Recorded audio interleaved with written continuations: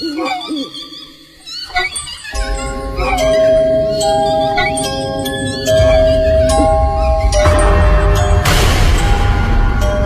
muda, sudah siapkah kamu? Saatnya sekarang kamu dengerin. Dan ingat, jangan pernah dengerin sendirian. Atau aku pasti datengin kamu kok. Dipersembahkan oleh Hydro.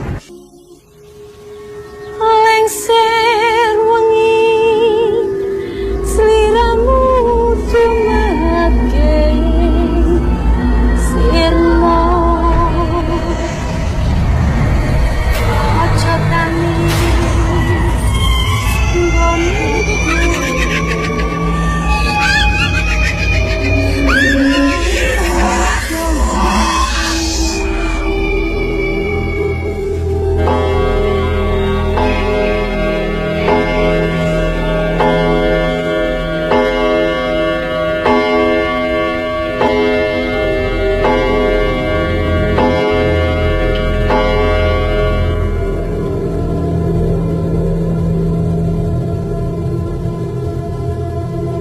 Assalamualaikum warahmatullahi wabarakatuh.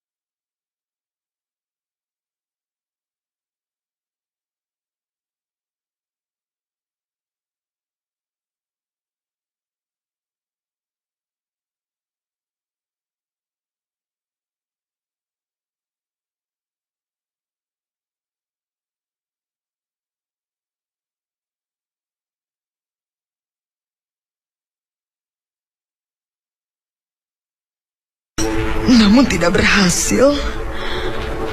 Sampai ada teriakan kencang di dekatku.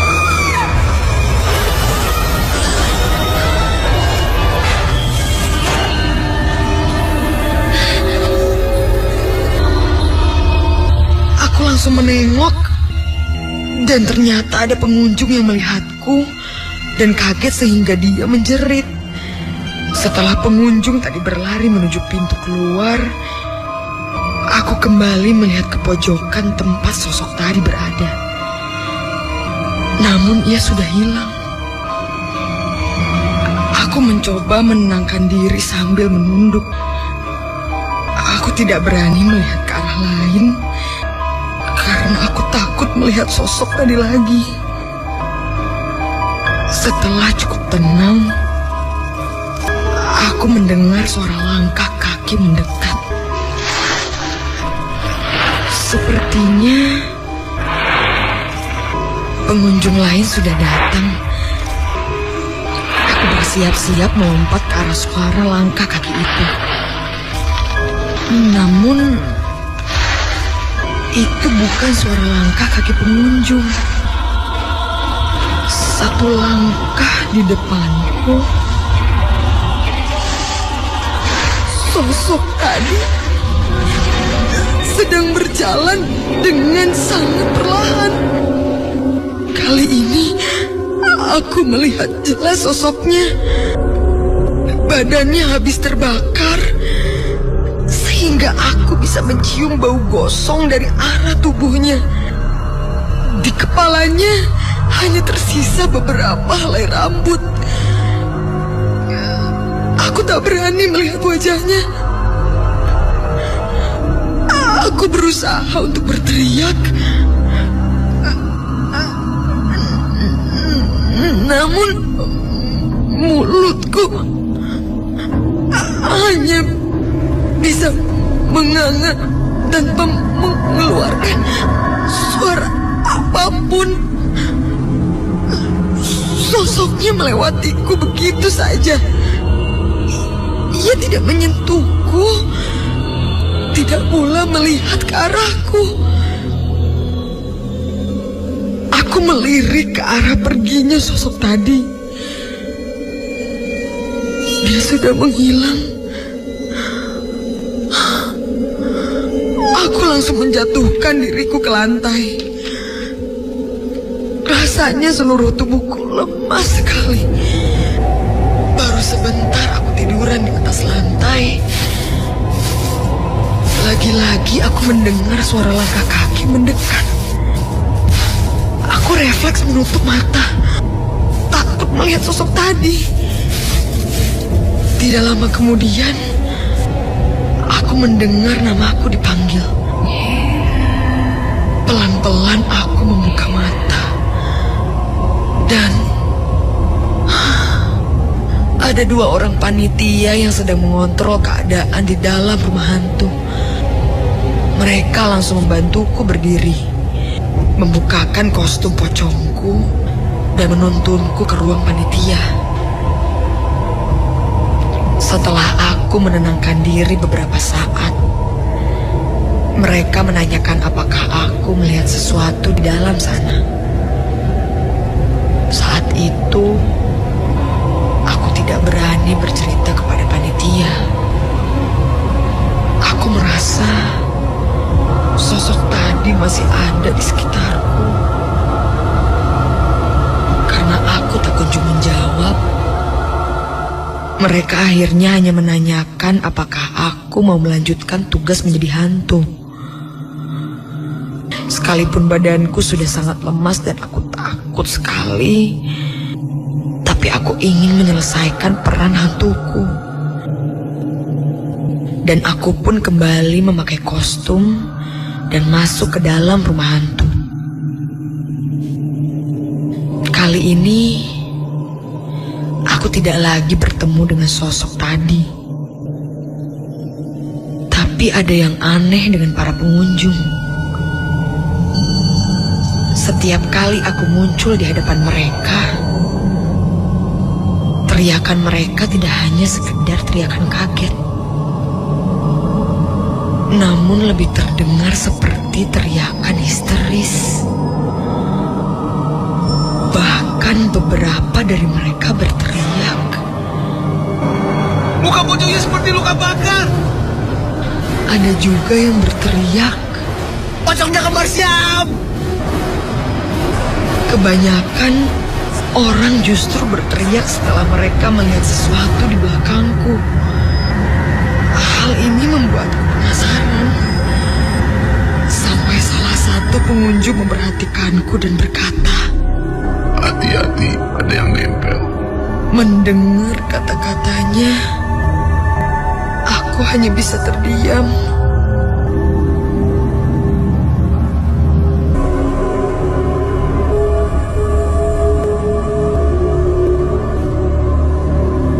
Setelah acara selesai, aku merasa badanku semakin lemas tanpa sebab yang jelas. Dan ini aku rasakan terus sampai beberapa hari. Sampai akhirnya pada hari keempat, salah satu temanku yang memang bisa melihat makhluk halus memberitahuku bahwa ia melihat sosok manusia terbakar menempel terus bersamaku. Sayang temanku tidak tahu cara mengusirnya. Setelah aku mendengar cerita dari temanku itu, aku langsung meminta tolong orang tuaku untuk menghubungi paranormal yang mereka tahu. Namun tidak ada satupun yang dapat mengusir sosok itu. Dan aku tidak tahu sampai kapan sosok ini akan terus bersamaku.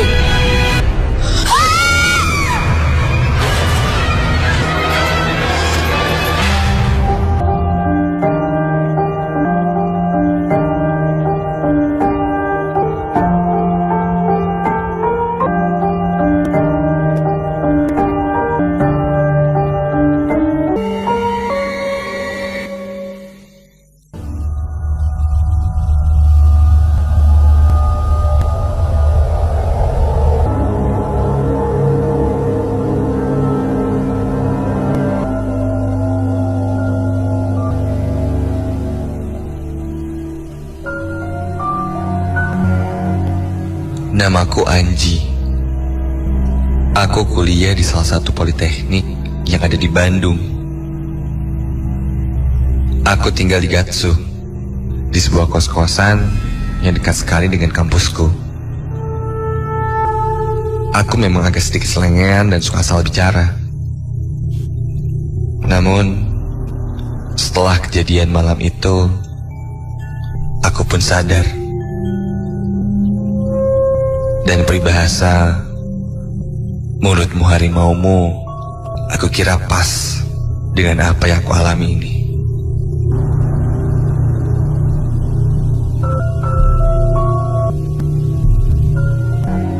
Kejadian ini aku alami bulan Desember lalu, tepatnya saat kampusku mengadakan acara wisuda untuk angkatan seniorku.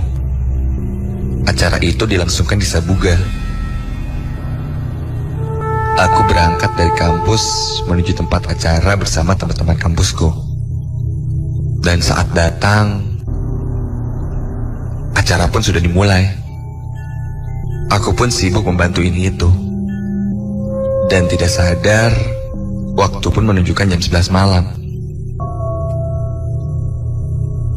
Karena acara inaugurasi yang agak sepi dan garing, banyak teman-teman yang pulang.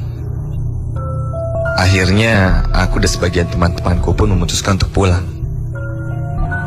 Dengan menaiki motor, aku dengan teman-temanku yang saat itu memutuskan ikut bersamaku untuk pulang, ternyata tidak langsung pulang. Kami berjalan-jalan sebentar untuk sekedar cari angin dan sekedar nongkrong-nongkrong aja. Kami pun sampai di daerah Dago Atas. Kami berhenti sejenak di salah satu minimarket dan membeli makanan dan juga minuman sambil asik ngobrol dan bercanda. Salah satunya bercanda tentang kuntilanak. Salah satu temanku membuka topik dengan bilang, kalau salah satu di antara kita ngelihat kuntilanak di sebuah pohon di pinggir jalan yang lumayan besar-besar itu, kalian bakal kayak gimana? Aku pun menanggapinya dengan tertawa. Apalagi saat melihat muka temanku Gilang yang terlihat memasang muka ketakutan. Dan aku berkata satu kalimat yang hingga sekarang aku tidak akan pernah melupakan kata-kataku sendiri itu. Aduh, masih takut? Hah? Masa sih takut? Kalian kan udah mahasiswa. Masa cuma dengan cerita kuntilanak aja takut? Yang kayak gimana sih yang namanya kuntilanak itu? Kalau kuntilanaknya mukanya cantik, yang pasti gue pacarin tuh kuntilanak. Kami pun tertawa-tawa. Sampai tidak terasa, waktu pun menunjukkan jam 2 pagi. Dan aku melihat teman-teman yang lain sudah mengeluh untuk segera pulang karena mengantuk. Dan saat itu kami pun membubarkan diri. Dan aku berboncengan dengan temanku Gilang yang masih saja terlihat ketakutan. Aku dan Gilang memang tinggal di kosan yang berdekatan. Jadi kami pulang bareng. Aku menyusuri jalan dari arah Dago, turun ke bawah melewati BIP, melewati jalan Simpang 5, dan saat aku berbelok di Simpang 5, Anjing. sepertinya ada seorang wanita yang memanggilku. Aku menghentikan motorku dan saat aku lihat lagi ke belakang, tidak ada siapa-siapa. Aku pikir itu cuma halusinasiku saja karena mengantuk. Dan saat aku tanya Gilang pun, Gilang tidak mendengarnya. Aku pun tidak membahasnya. Aku pun melanjutkan perjalanan pulangku ke kosan. Gilang pun bilang padaku, mungkin ada yang ikut denganku, dan aku harus minta maaf. Namun aku tidak menghiraukan apa yang Gilang katakan, bahwa aku harus minta maaf karena sompral. Aku pun balas dengan menakuti Gilang. Gilang pun nampak bete. Asar penakut. Sampailah kami di Gatsu. Dan sebentar lagi akan sampai ke kosan. Namun saat aku melintas di jalan Gatsu yang banyak pohon-pohon yang lumayan besar ini, tiba-tiba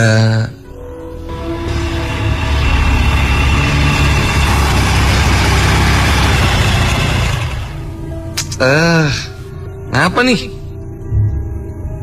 Motorku mendadak mati.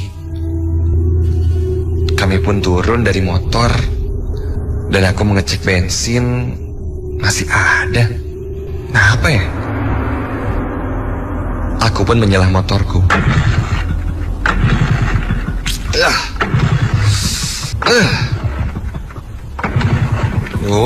Nyala-nyala nih.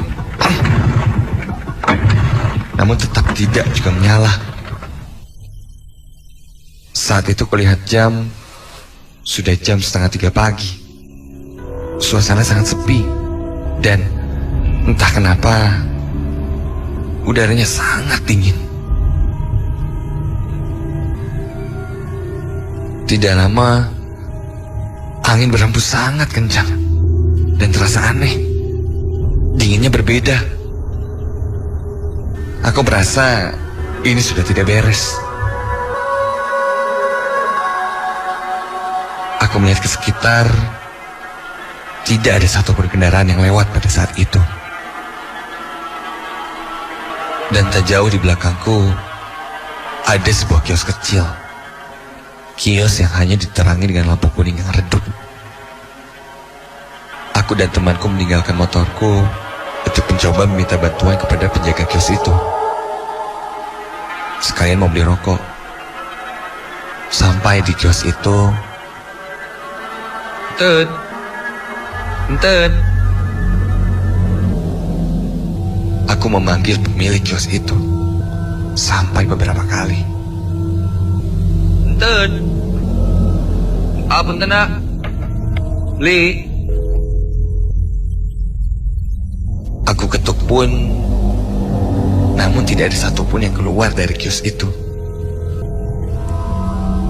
Lalu, tiba-tiba saja, melintas di depan kami, seekor anjing kampung yang berjalan melewati kami. Gilang pun semakin menghimpitku. Ternyata dia juga takut sama anjing. Segala takut lo, Lang. Sampai, astaga, tiba-tiba saja anjing itu menggonggong sangat keras dan menakutkan. Saat kulihat, dia menggonggong ke arah depan motor kami yang diparkir. Anjing itu diam dan terus menyala, seperti melihat sesuatu. Dan tak lama,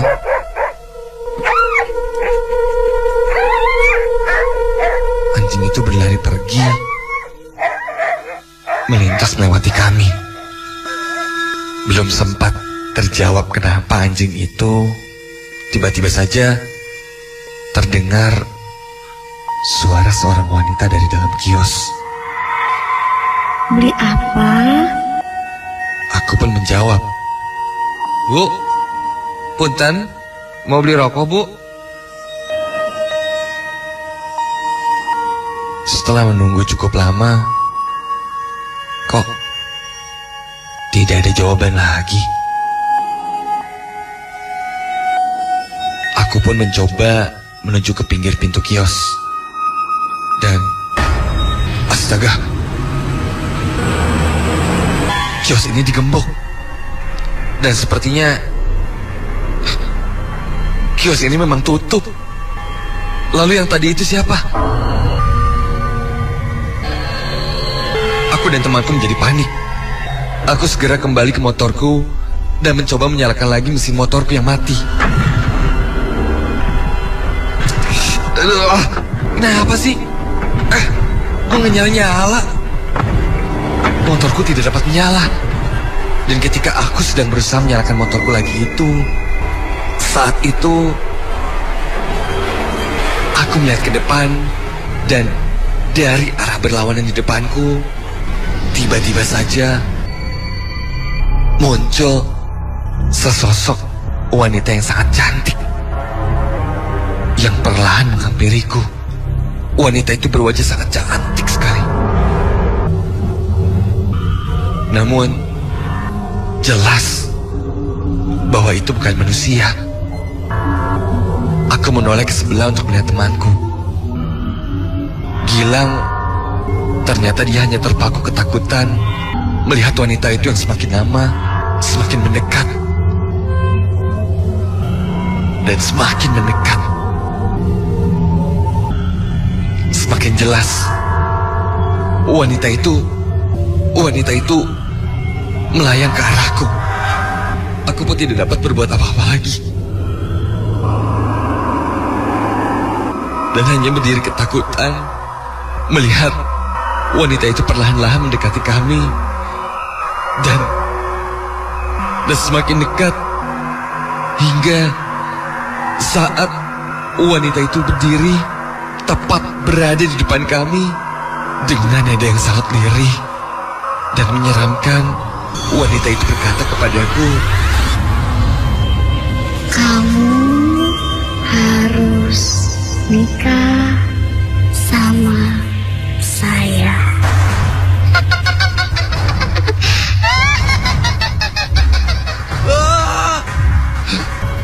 Wanita itu berkata agar aku mau menikahinya karena dia mendengar apa yang aku ucapkan dan tertarik untuk menikahiku. Aku pun semakin ketakutan, namun badanku tidak bisa bergerak. Sosok wanita itu kini tertawa, dan mukanya pun kini berubah. Aku melihat muka wanita itu kini sangatlah menyeramkan. Matanya berwarna putih dengan rambut sangat panjang dan lidahnya menjulur keluar. Wajahnya sedikit agak hancur dan mukanya berubah menjadi tidak karuan. Disertai darah yang keluar dari beberapa luka yang ada di wajahnya. Aku sebisa mungkin, aku menutup kedua mataku dan terus berdoa sebisaku. Astagfirullahaladzim.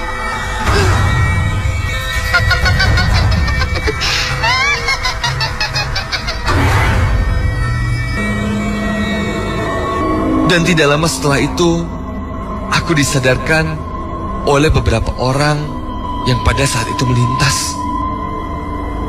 Mereka adalah keamanan yang sedang berjaga. Mereka kaget melihatku dan temanku berdiri kaku ketakutan. Aku pun menceritakan semuanya kepada orang itu. Dan mereka hanya tersenyum, seakan tidak aneh lagi. Dan bilang bahwa memang hantu wanita itu bisa suka dengan kita. Apalagi setelah apa yang aku ucapkan. Setelah hari itu, aku pun sadar bahwa mungkin hari itu aku menantangnya. Dan aku percaya bahwa makhluk itu ada di mana-mana. Dan sekarang, aku tidak berani lagi untuk berkata yang aneh-aneh.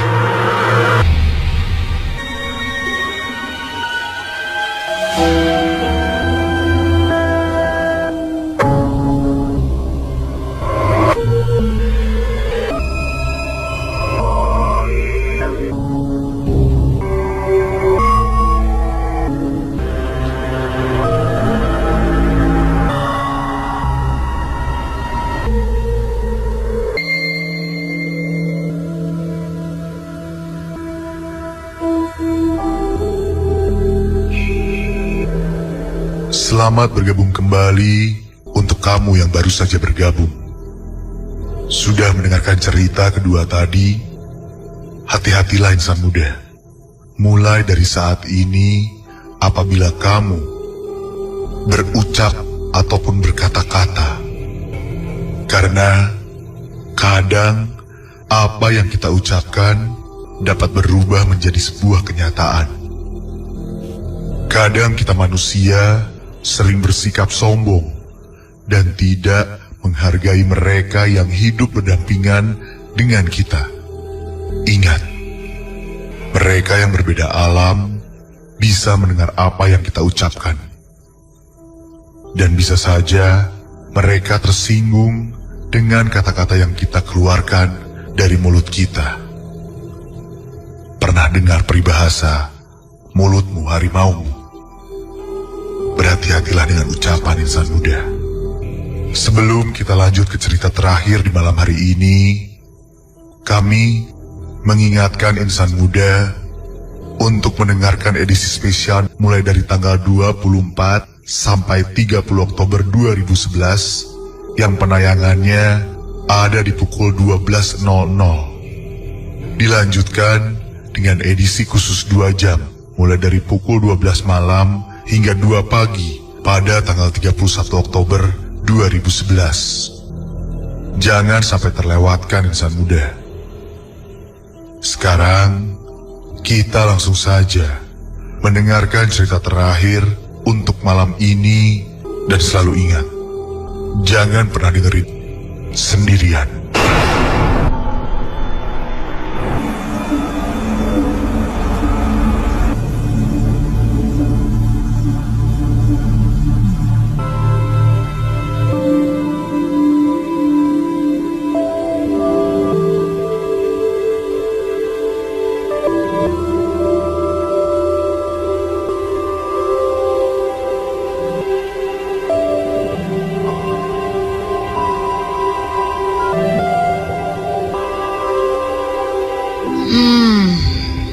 Jaket, kaos, celana pendek, sandal.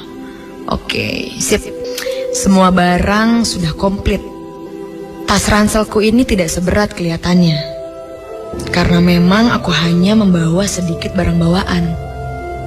Harusnya sekarang aku sedang bersenang-senang outbound bersama teman-temanku yang lain dalam satu acara inisiasi mahasiswa baru ini.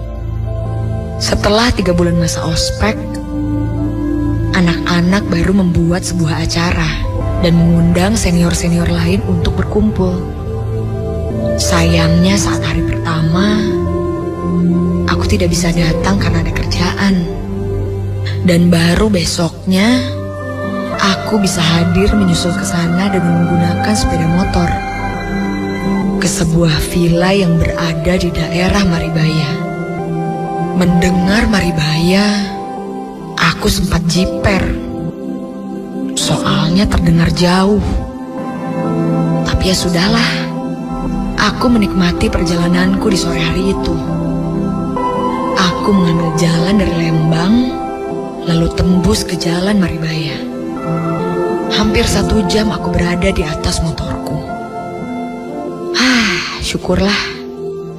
Akhirnya aku melewati Taman Wisata Air Terjun Maribaya. Berarti aku sudah dekat. Aku mencoba menelepon temanku dan bilang dari air terjun masih lurus terus. Desa Cibodas, daerah Cibenying, Maribaya Timur. Aku mengerutkan dahiku.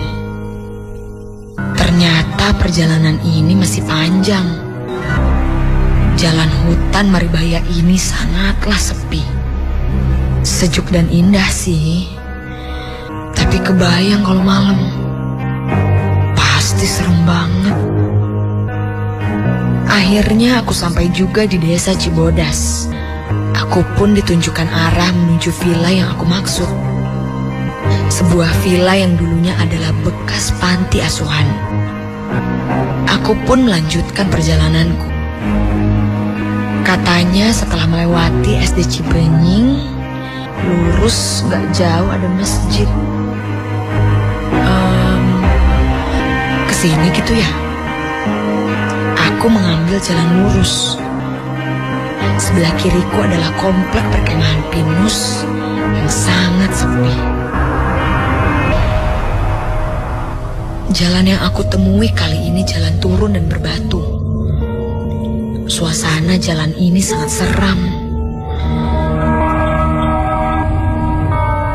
Tidak ada satupun orang di sini. Aku melihat ada sepeda motor dan juga ada rumah warga serta mobil. Namun, aku tidak melihat satupun orang di sana. Sampai ke bawah, aku tidak menemukan masjid yang jadi patokanku. Malah aku menemukan sebuah jembatan. Tepat di bawahnya sebuah sungai yang mengalir. Aku menghentikan motorku.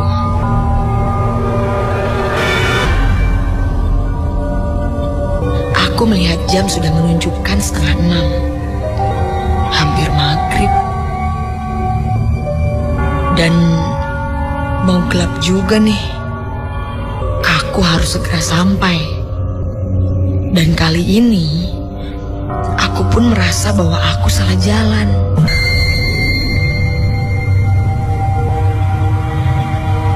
Aku melihat ke sekitar.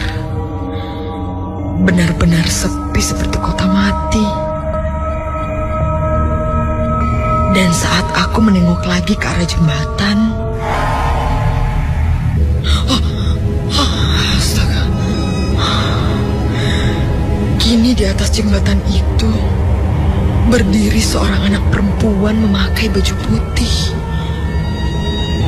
Berdiri menatap kosong ke arah sungai. Aku memang tidak merasakan hal-hal yang aneh. Karena memang wujudnya itu manusia. Aku pun memanggilnya. Punten, Neng. Neng, kalau villa yang dulunya panti asuhan itu ada di sebelah mana ya? Anak perempuan itu menoleh ke arahku.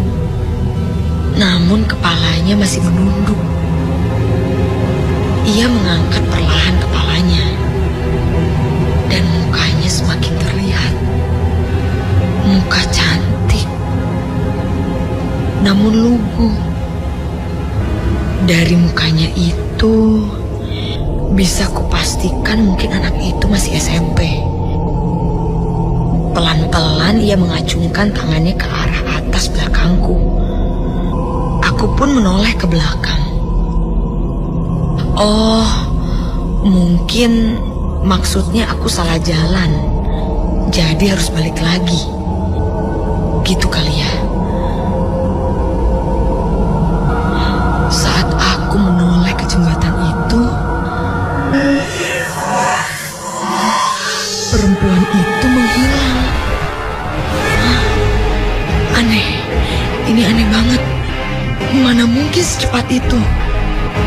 Aku buru-buru memutar arah motorku ke atas, melewati jalan tadi, sampai akhirnya aku keluar lagi dari daerah sana. Aku pun mencoba lagi dari arah awal, sampai akhirnya aku mendengar bunyi azan. Ini sih pasti dari masjid.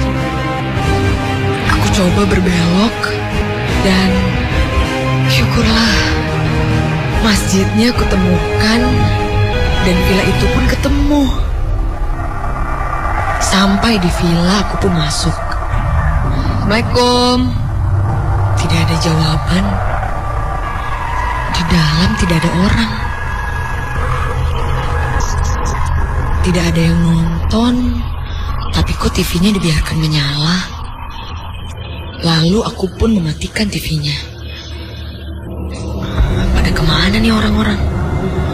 Teddy, Arif, Ted, Rif, Gak. Saat itu tiba-tiba saja terdengar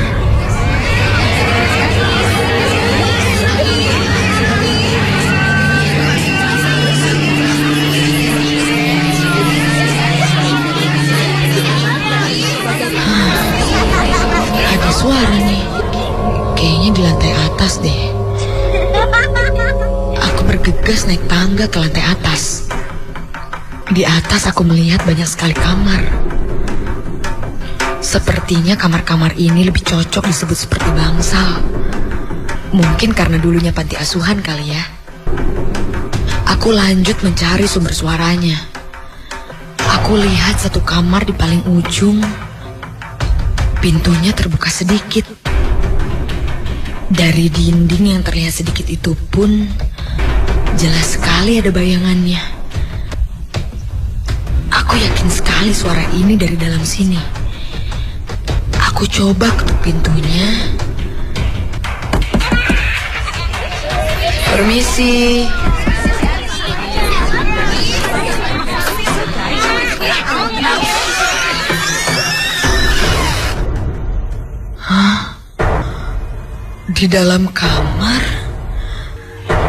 Di dalam kamar ini kosong.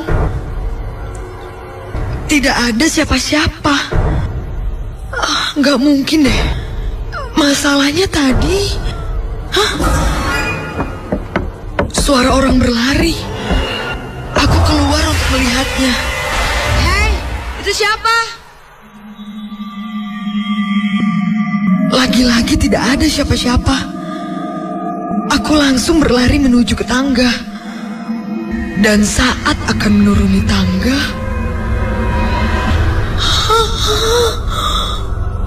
astagfirullah, jantungku seperti dihantam sangat keras. Badanku mendadak lemas. Ketika di anak tangga di depan, aku melihat satu sosok anak perempuan berambut sebahu dan memakai baju putih, sedang duduk di anak tangga. Ia membelakangiku. Tiba-tiba ia bersenandung.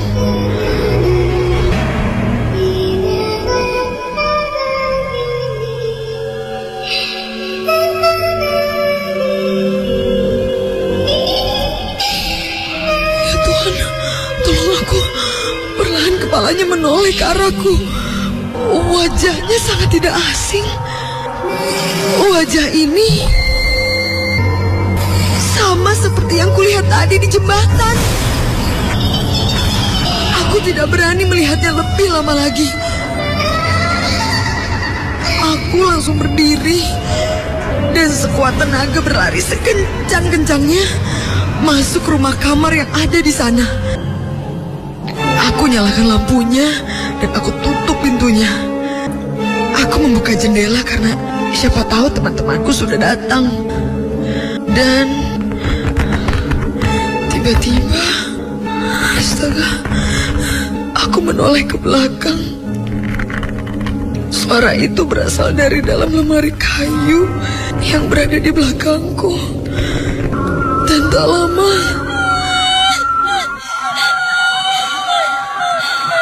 terdengar suara tangisan. Astaga. Perlahan aku mengambil selimut dan bersembunyi di balik selimut itu. Aku menangis.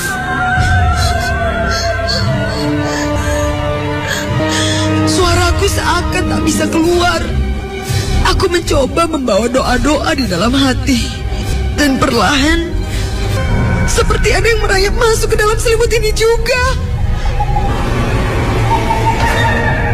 Terasa seperti ada seseorang yang masuk juga ke dalam selimutku ini. Semakin terasa, dan saat aku lihat ke dalam selimutku,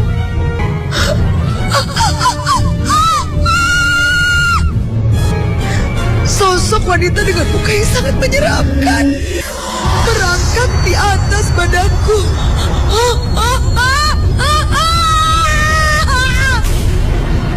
Aku menutup mata terus berteriak tidak berhenti. Sampai akhirnya teman-temanku pun datang menolongku karena mendengar teriakan histerisku. Aku dibawa ke bawah, keluar dari villa, menuju sebuah rumah kecil yang berada tak jauh dari villa.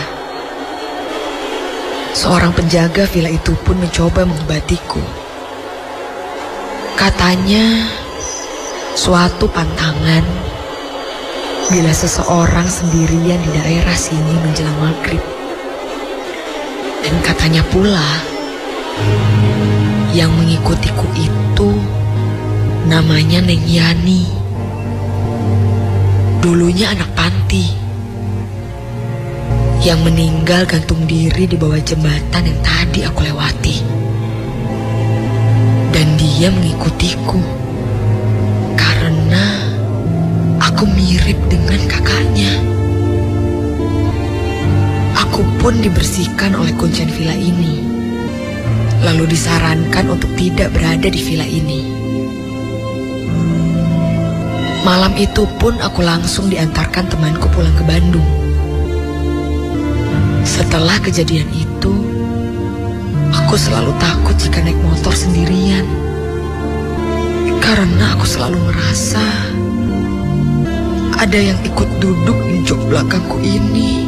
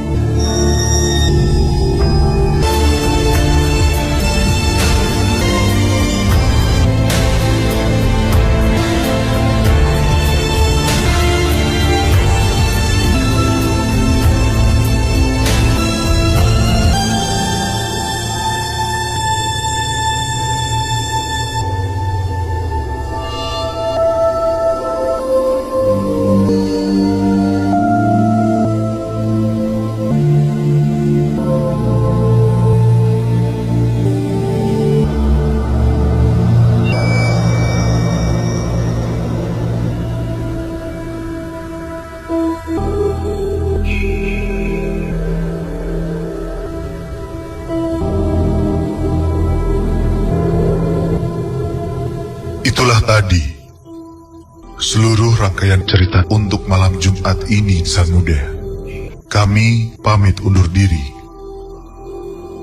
Sampai bertemu kembali di malam Jumat berikutnya. Dan selalu ingat, insan muda, untuk jangan dengerin sendirian.